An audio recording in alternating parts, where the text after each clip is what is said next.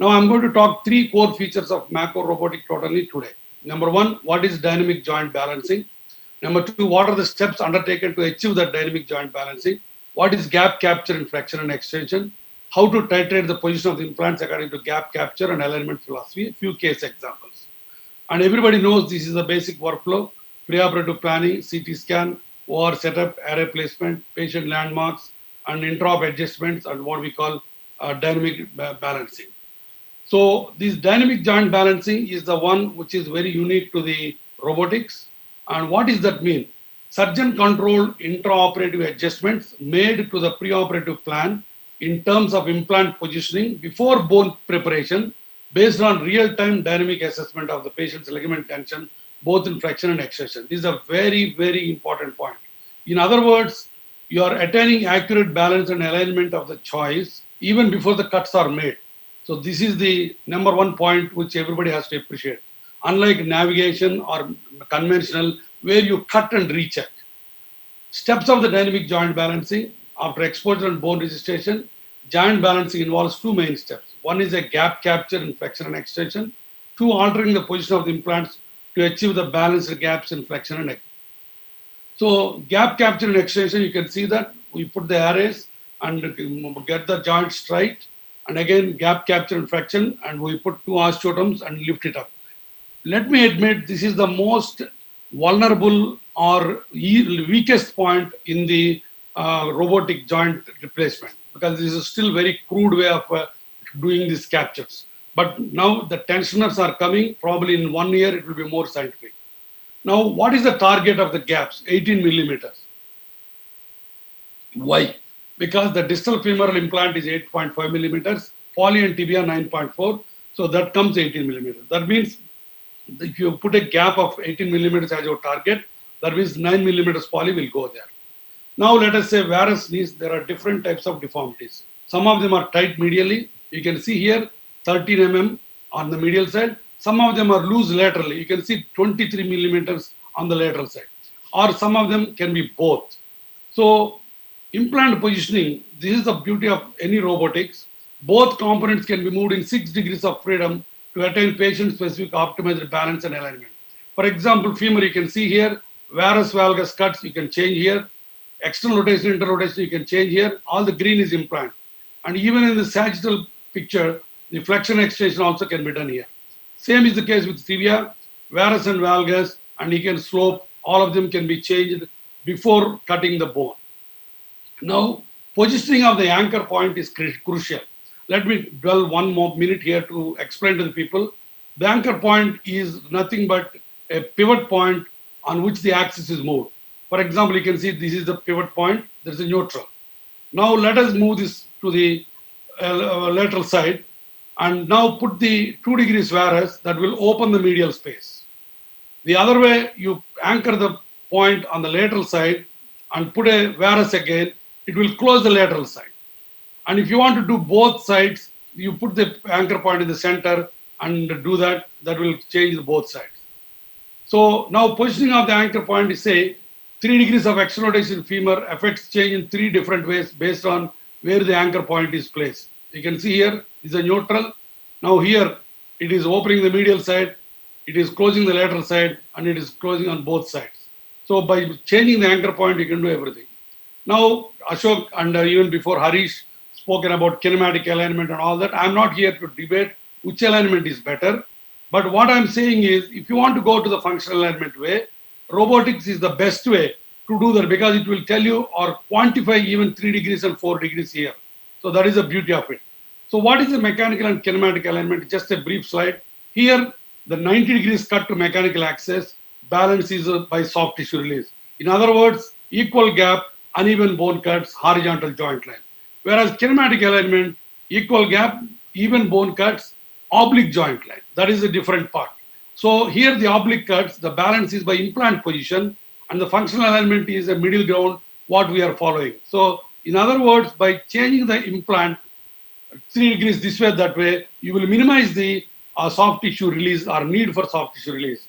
And let me tell you, nowadays the focus is on the milieu interior, what we say. The joint has got multiple ligaments, so we cannot go on releasing the ligaments left, right, and center. So the more you preserve the soft tissue envelope, the more is going to be the stable knee, what we call the milieu interior. That's why the titration word has come. So that means we will cut more bone and try to achieve the endpoint rather than cutting the soft tissue. So armed by all this knowledge of what are our gaps in flexion extension, our target being 18 mm in all four quadrants, what happens when the anchor point is moved around, and finally what alignment strategy you want to follow. These are the information we got. Now let us go to some examples. Now we can see case example here. Here, this is the captures, extension 20 mm, 17 mm, 19 mm, 16 mm. You can see the in uneven gaps. So now what I'm going to do is, I'm going to see the medial tightness here. So I'm going to put 1 degree varus here, step 1. You can see that. I pin the lateral tibia and open this one. So that has opened on the medial tight, has become now 18 and 18 in both flexion and extension. That means medial balance has got, but still lateral side is tight. So lateral side is loose, sorry. So now next step what I did is, we put the pin on the medial tibia and put the 1 degree varus, and that will open on the, you can see lateral gap is reduced, step 2, and step 3, external gap is balanced now. So just by doing 2 steps, I managed to balance both these things. So you can see here, and now external rotation of the femur. I put the pin on the lateral side, and now I've gone to the femoral side, and I moved the external rotation, and now all the gaps are equal. So in other words, 20 millimeters 19 in extension flexion, 17 and 16 on the medial side. This has become now 19, 19 in all the quadrants by simply moving 2 degrees varus cut into tibia, 1 degree varus into femur, and 1 degree external rotation of femur, 3 steps. All these 3 steps are quantified and they are visible on the screen. So that is the beauty. Now I got a completely balanced knee.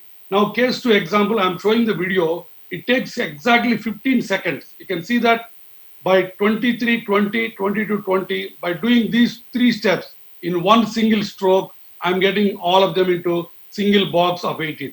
This is just to show that we don't need to worry about the time. So in mechanical and robotic, the major difference is the planning. Now here we plan, cut, and then the check balance and recut. Here nothing. Oh.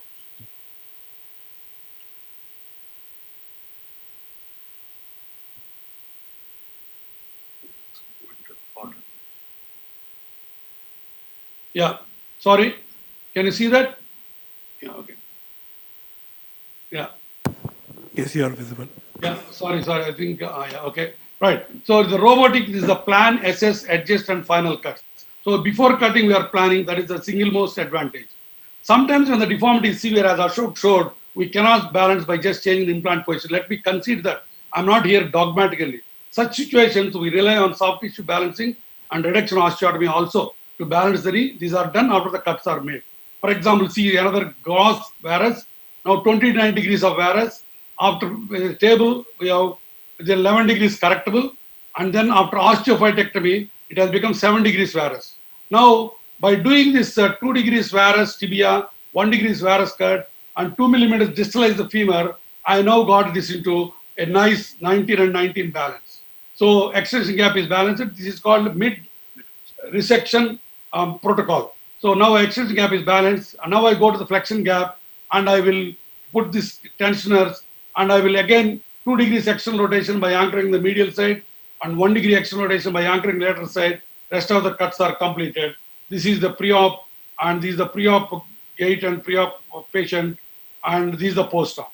So in other words, what I'm going to tell is post-op clinical status. Take home message, dynamic joint balancing is a great tool. Balancing happens even before cuts are done.